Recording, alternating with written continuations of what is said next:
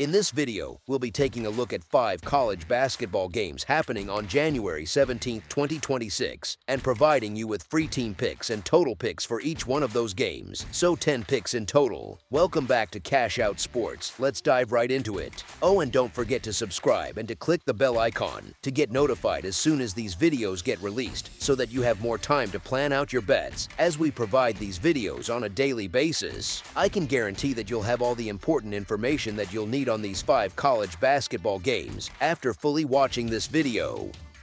One more thing before we start: if you would like to gain access to our best exclusive sports picks to take your journey to the next level, then check out our Patreon in the link down below, where we offer our best single picks, parlay picks, and much more. Now let's get started. Kentucky versus Tennessee.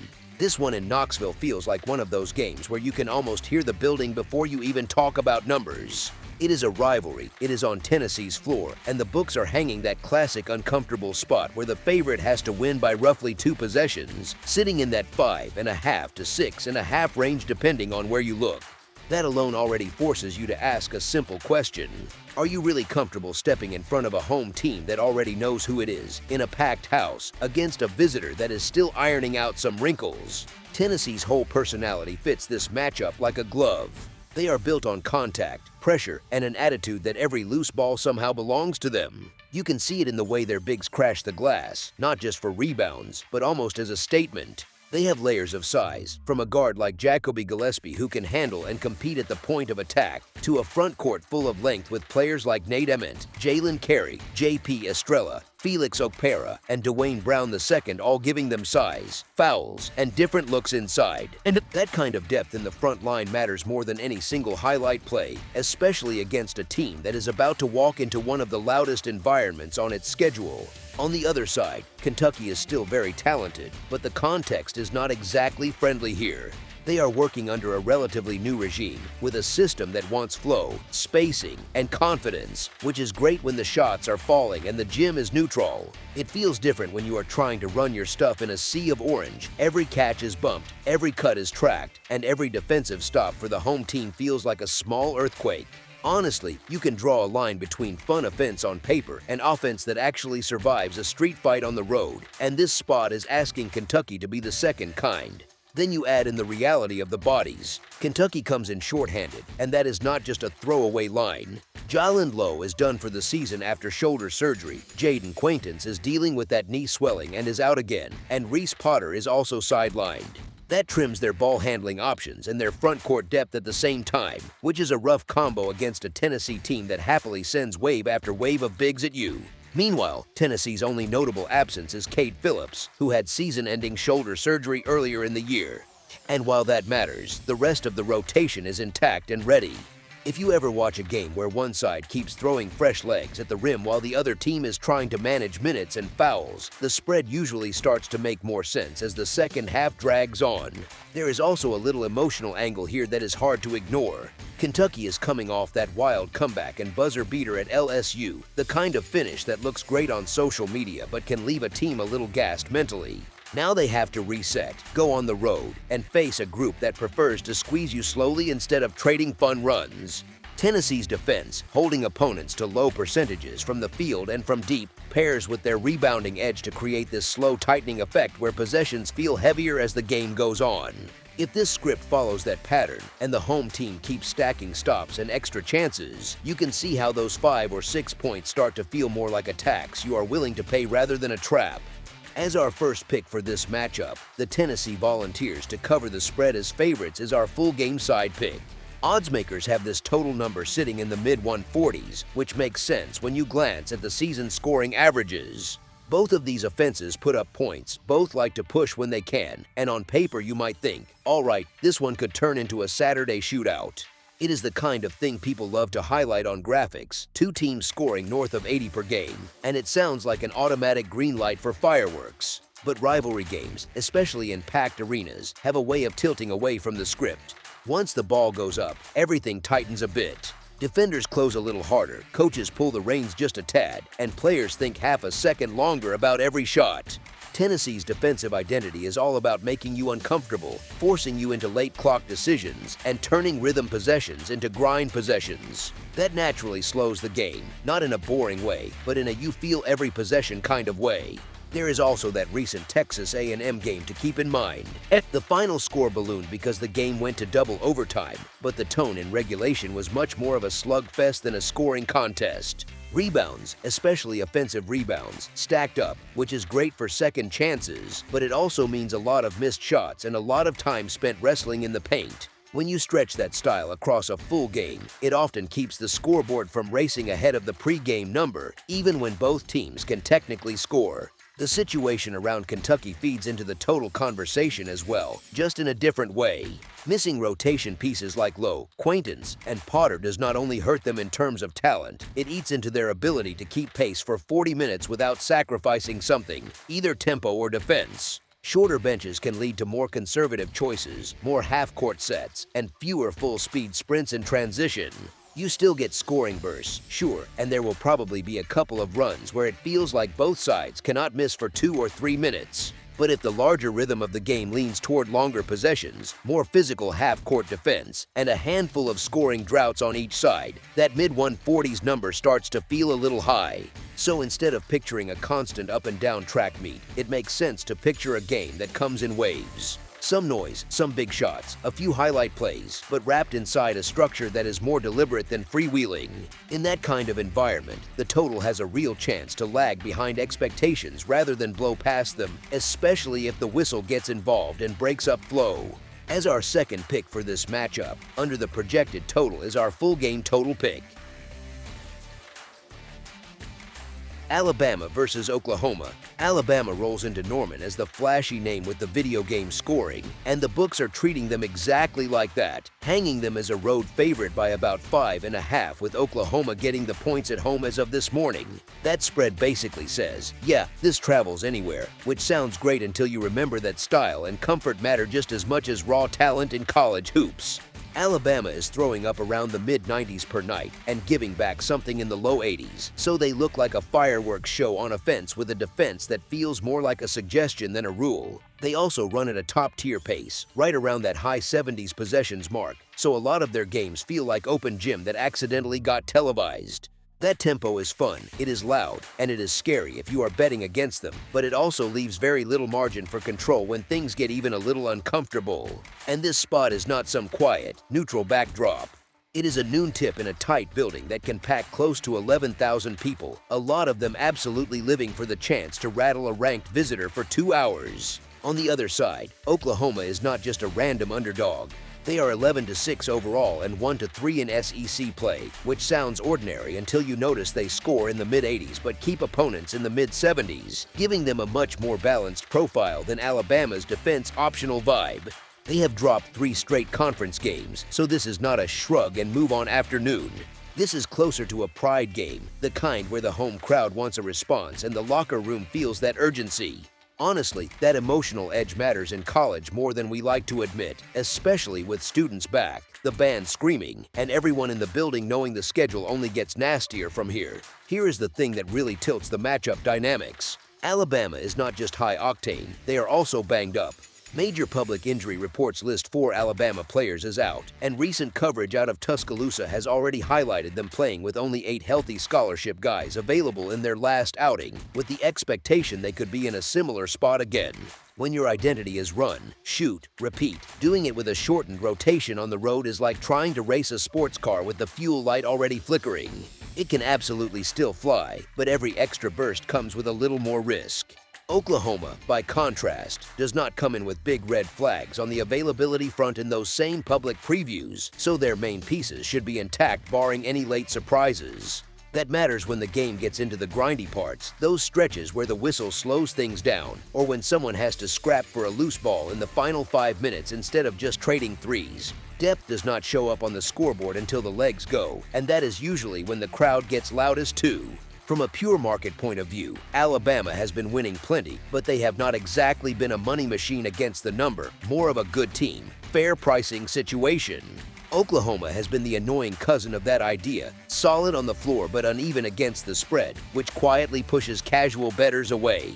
People get burned a few times, they swear off a team, and suddenly the line can creep a touch too far against them. So here you have a hungry home side, a building that is ready to explode, a favorite that is talented but thin, and a spread that assumes Alabama's A-game translates perfectly into this setting.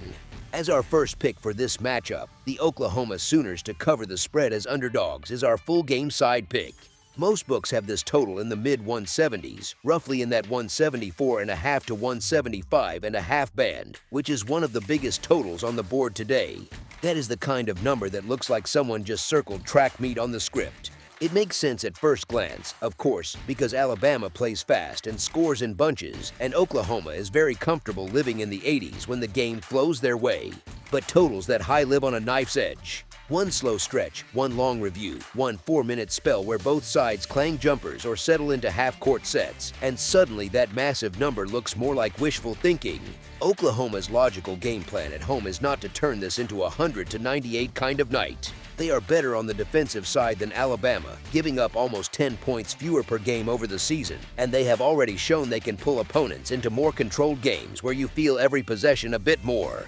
If you are that staff, you do not mind trading a few seconds of shot clock for cleaner looks and fewer open threes the other way. Here is where Alabama's health leaks into the scoring picture. They just played with only 8 scholarship players available and are likely to be short again. So asking that same group to run hot for 40 minutes on the road at noon is a big ask. Tired legs do not always slow pace in an obvious way. Sometimes they just turn good looks into short jumpers and strong drives into sloppy turnovers. That is how you get those sneaky 3-minute scoring droughts that feel like an eye blink in real time but kill an over at this altitude. There is also the rhythm factor that people sometimes brush aside. Big totals need both teams to shoot well, stay out of weird foul trouble, and avoid the kind of choppy whistle patterns that turn the game into a free throw parade without actual tempo. A loud building can cut both ways here. It can raise energy, but it can also tighten shoulders, especially early, and we see that a lot in early start conference games where the first half feels more like a fist fight than a layup line. A couple of slow starts, one side briefly freezing from 3, or a bench group struggling to keep pace, and that huge number starts to look a little inflated compared to how the game is actually unfolding. Pulling it together, you have a total priced for a full-on Showtime script, with one team leaning on depth that is not really there right now, and the other with a defensive profile that is noticeably sturdier. The ingredients are absolutely there for points, but the bar set by the books is extremely high, and it does not take much real-world noise, from fatigue to game plan to simple human nerves, to pull the combined scoring down a notch. As our second pick for this matchup, under the projected total is our full game total pick. Florida versus Vanderbilt. Florida rolling into Vanderbilt feels a bit like a heavyweight title fight held on a theater stage instead of a normal court, and that is almost literally what Memorial Gym is. The raised floor, the benches tucked along the baselines, the crowd wrapped around at odd angles. It all creates this slightly off-kilter visual that tends to bother visiting shooters more than the home team. If you have ever watched a game there and thought, why does this look like a high school stage with a Southeastern Conference game on it? You are not alone. Coaches have grumbled about communication, players talk about depth perception, and Vanderbilt has happily leaned into that whole Memorial Magic reputation as part of its identity. Now layer this particular Vanderbilt group on top of that quirky environment. They are sitting at 16-1 overall and 3-1 in Southeastern Conference play, sitting inside the top 10 of the polls, and they just had their perfect start snapped at Texas midweek. So you get a team that had been piling up wins, including a 10-game home winning streak, averaging just over 91 points a night with an attack that rates in the national top 10 by the big analytics sites and a defense graded in that top 15 range too. At home, that cocktail has turned into double-digit style margins and a lot of nights where opponents look like they are chasing the game from the opening few minutes. On the other side, Florida comes in at 12-5, 3-1 in league play as well, slotted 19th in the rankings and riding a very live 3-game streak. They crushed Tennessee in Gainesville, then went out and ran past Oklahoma on the road, which is the kind of week that makes everyone sit up and remember that this is still the defending national champion. Behind all the storylines, the numbers say they are a genuine powerhouse, top 10 overall by efficiency, with an offense in that top 20 range and a defense around top 10, scoring roughly 86 a game and giving up about 71. So the spread sitting with Vanderbilt as only a small home favorite is the market's way of saying, on a neutral floor, these two are basically equals. Just adjust for the building. The schedule spot is where things start to tilt a little. Florida has had a full-on gauntlet week, a high-emotion home win over Tennessee, a high-tempo track meet at Oklahoma on Tuesday, and now a nationally televised Saturday afternoon showdown in Nashville. That is a lot of emotional and physical load in a short stretch, even for a deep roster. Vanderbilt, by contrast, has been stewing at home after getting punched in the mouth at Texas, and you can almost hear the coaches circling film clips on the practice screen and talking about corrections in their own gym. In the backcourt, both teams already know exactly who they do not have. For Vanderbilt, transfer guard George Kimball III is on campus, but redshirting while he rehabs a knee injury, and veteran guard Frankie Collins is sidelined with a torn meniscus and listed out, which means their guard rotation has been locked into its current shape for a while. Florida is in a similar boat with A.J. Brown, who is on the roster but redshirting while coming back from shoulder surgery, so Todd Golden is not shuffling him in at the last minute either. In a weird way, that stability, even with absences, helps both staffs because there is no guessing game about minutes or roles going into this one. Put all of that together, the strange home court, the undefeated home record on the men's side this season, the top-tier offense with a point to prove after Texas, and a Florida group that is elite but in a third big fight in a week, under bright lights again situation, and you can see why that small number leans toward the home team even before you talk about any late-game whistles or free throws. As our first pick for this matchup, the Vanderbilt Commodores to cover the spread as favorites is our full-game side pick. The books have hung a total number in the low 160s, sitting around 162.5 in most spots, and that line is basically a big flashing sign for a shootout.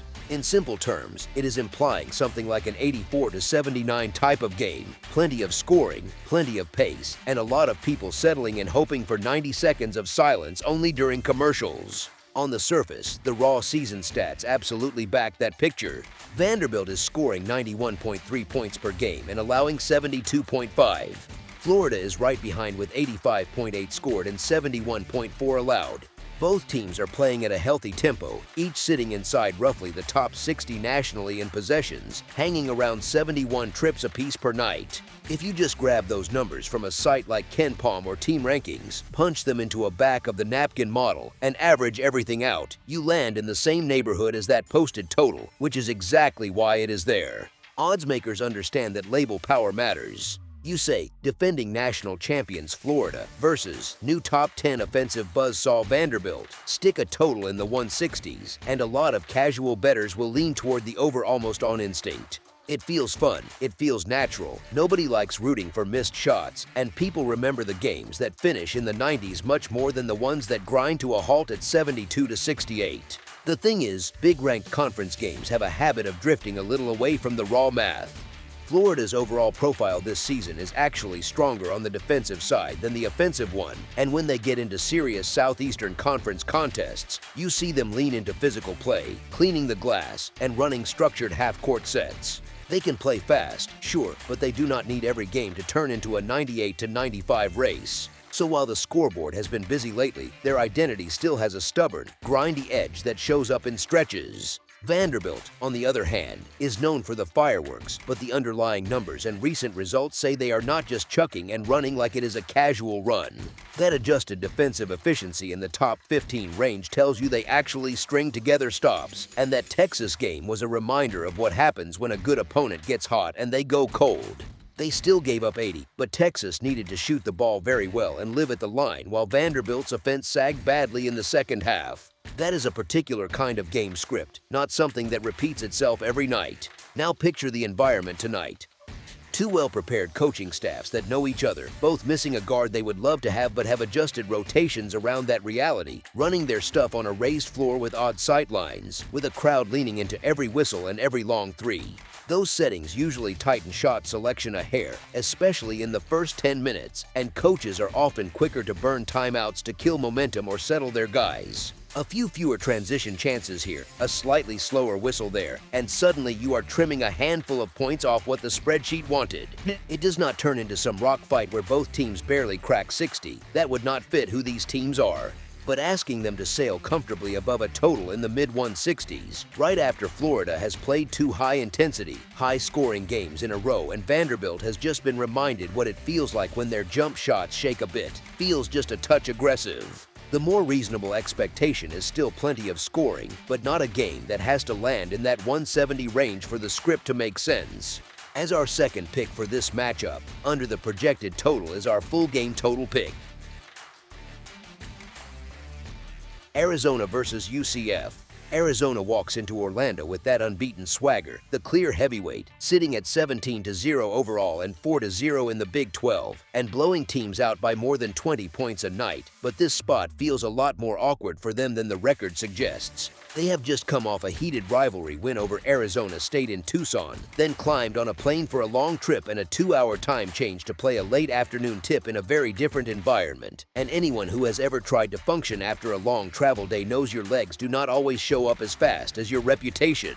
Across from them, UCF is not some feel-good mid-major cameo. They are 14-2, 3-1 in league play, and incredibly tough at Addition Financial Arena with a home record that looks more like a comfort zone than a schedule line.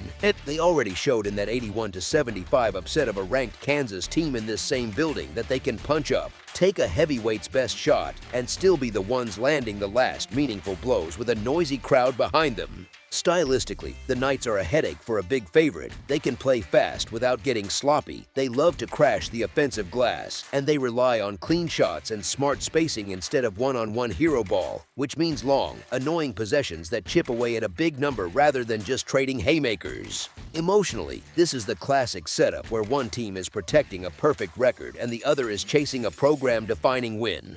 UCF gets to be the aggressive side with nothing to lose. Arizona has to carry the pressure, and from a spread perspective, that balance of freedom versus expectation matters a lot more than it shows up on paper. And when the market hangs a road line in that 9.5 neighborhood, you are not really asking whether Arizona is better. You are asking whether this tough, confident home underdog can stay on their feet for 40 minutes, keep their crowd engaged, and avoid that full-on avalanche that blows the game into garbage time. And everything about the matchup leans toward that kind of stubborn, hang-around effort rather than a clean blowout. As our first pick for this matchup, the UCF Knights to cover the spread as underdogs is our full game side pick. The total on this game is sitting up in the mid-160s, roughly in that 163.5 to 165.5 pocket depending on the book, which is a big ask even for two offenses that can absolutely fill it up. On the surface, it looks simple. Arizona is scoring about 91 a night and giving up just under 69. UCF is pouring in points in the mid-80s and allowing opponents into the mid-70s. So the raw math whispers, sure, this should soar. But totals betting is less about adding season averages and more about how a particular game is likely to breathe. And this one has all the little wrinkles that quietly shave a few possessions off, even while it still feels up-tempo to anyone watching. UCF's recent Big 12 games are a good little reality check. That 73-72 win over Cincinnati landed at 145 total points, and the 82-73 win at Kansas State finished at 155. Both entertaining, both high-scoring, but both still a tier below what you would need to comfortably clear a mid-160s number. Arizona's defense is not just along for the ride either. They protect the rim, they end possessions with rebounds, and they are capable of forcing opponents into long, grinding trips where you spend most of the shot clock just trying to find a crack, while UCF's defense is not elite but is solid enough to avoid turning this into a layup line. Add in an afternoon start, travel legs for the road team, and the way big conference games tend to tighten up late with coaches hoarding timeouts, drawing up set plays, and nudging their guards to value each possession a little more, and suddenly that track meet you expected starts to look more like a fast game that never quite becomes pure chaos. If you glance at some of the numbers-driven projections, a lot of them hover in that low 160s window rather than screaming for a total in the mid-160s, which lines up nicely with a script where both teams have scoring runs. The crowd gets its highlights, but the combined number drifts toward a result that falls a few points shy of the more inflated totals on the board. As our second pick for this matchup, under the projected total is our full game total pick. Arkansas versus Georgia. If you like a little chaos in your Saturday, this matchup quietly has everything. You have two ranked Southeastern Conference teams, a loud Stegeman Coliseum ready to rattle camera lenses, and a point spread that is basically asking you to pick a winner instead of choose a side. Georgia sits at 14-3 overall with a 2-2 split in league play, and Arkansas rolls in at 13-4 with a 3-1 mark in the Southeastern Conference, so on the surface it feels like a pure heavyweight coin flip. Most people see Georgia at home and their brain fills in the rest automatically. High-ranking, packed student section, red and black everywhere, and a team that has been lighting up scoreboards like an over-caffeinated pinball machine. Jeremiah Wilkinson is coming off a night where he dropped a season high in points. Marcus Millender is running the show with that Smurf swagger, and wings like Blue Cane and cannon catchings give Georgia a rotation that looks deep and modern. It all screams safe home favorite, at least to the casual eye. Here is the thing though, the market has already bought into that story, maybe a little too eagerly. Georgia has stacked wins but has not been nearly as kind to people holding tickets on them. They have been shaky against the spread in this recent stretch, especially in this building, which is funny because the home crowd might make you feel like they crush every game. Books keep shading their number up because of that reputation, and over a month or two that starts to show up in those ugly 1-6 type against the spread runs fans complain about in group chats. Arkansas quietly lives on the other side of that coin. They have been punching above expectations for weeks, not just winning, but beating the number with some room to breathe.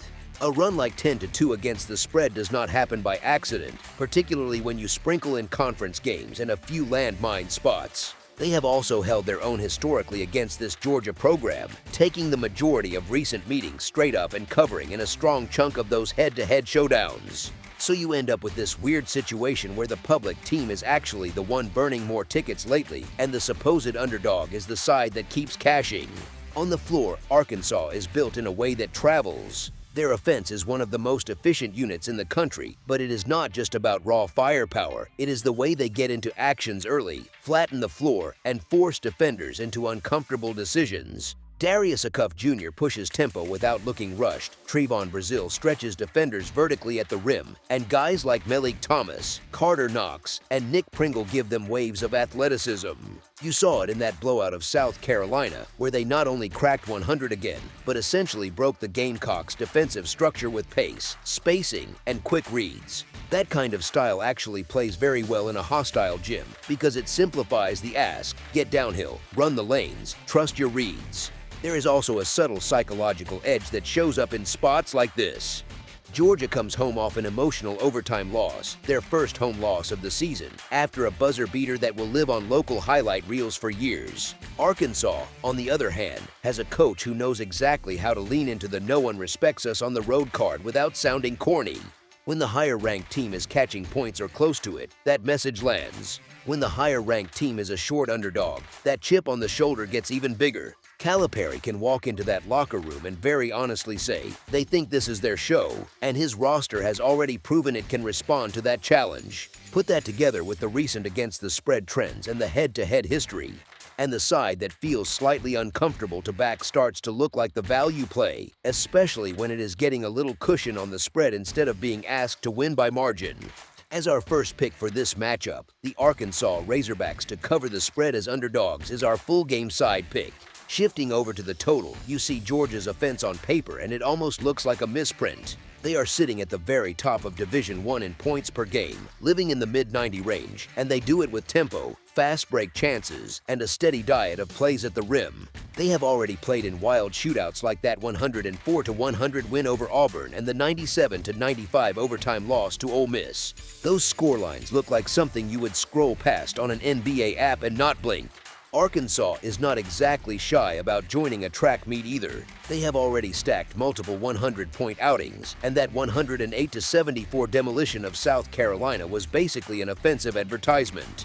Everything you want from a high-scoring team showed up in that game. Clean shooting, bodies flying in transition, extra passes turning good looks into great ones. So when oddsmakers post a huge total, it is not random. It is a reaction to weeks of highlight-level scoring and pace from both sides. Honestly, this is the kind of matchup that makes recreational bettors' eyes light up because they can imagine points from the opening tip. Here is the catch: that total sits in rare air. In college basketball, once you move into the high 170s and low 180s, you are asking for a very specific kind of game. You need sustained pace, efficient shooting from both teams, minimal dead time, and probably a decent chunk of free throws that actually go in. History between these two does not always get there. Recent matchups have often landed in the mid-150s or 160s. Exciting games, but still a good distance from that kind of huge number. Even when they pushed the tempo or had a blowout sprinkled in, the combined total usually settled below what you are seeing posted here. If you look at Georgia's recent run, there is a fun contradiction. They have had monster scores, yet once bookmakers started hiking their totals up, not every game followed along. That overtime loss to Ole Miss needed the extra period to hit the kind of number fans remember, and plenty of their regulation games, even the ones that felt wild in real time, did not actually clear the biggest totals posted on them. The same thing shows up with Arkansas once you pull them out of Fayetteville. Their offense still travels, but you see more regulation games where the scoring feels high, and yet the final box score stays a good step under the most aggressive totals. Energy dips for a few minutes, road shooting cools slightly, or the whistle interrupts what looks like a pure track meet. There are also some human factors that are easy to overlook when you just glance at recent scores. Georgia just played a draining overtime heartbreaker in front of their home fans, which means heavy minutes for key guys and a quick emotional turnaround. Arkansas is coming off that 100-plus game against South Carolina where they were running and jumping all night. Coaches are not robots, they see that too. In games like this, they will often talk all week about transition defense, shot selection, and not letting things get too loose early, even if both teams still want to play fast overall. All it takes is one cold stretch or a few possessions where both sides slow down and make sure they execute, and an inflated total like this starts to feel a little adventurous. So while the highlight packages make this look like a guaranteed fireworks show, the actual number you have to beat asks for something close to a perfect storm on the scoring side. As our second pick for this matchup, under the projected total is our full game total pick. That's all for now, so if you have any other games you would like reviewed, then leave a comment down below with the game you would like analyzed, subscribe to our channel, leave a like on this video, and we'll get to it as soon as we possibly can. We would also love to hear your opinion on the picks presented to you in this video, whether you agree or disagree with them, so leave a comment down below and do let us know.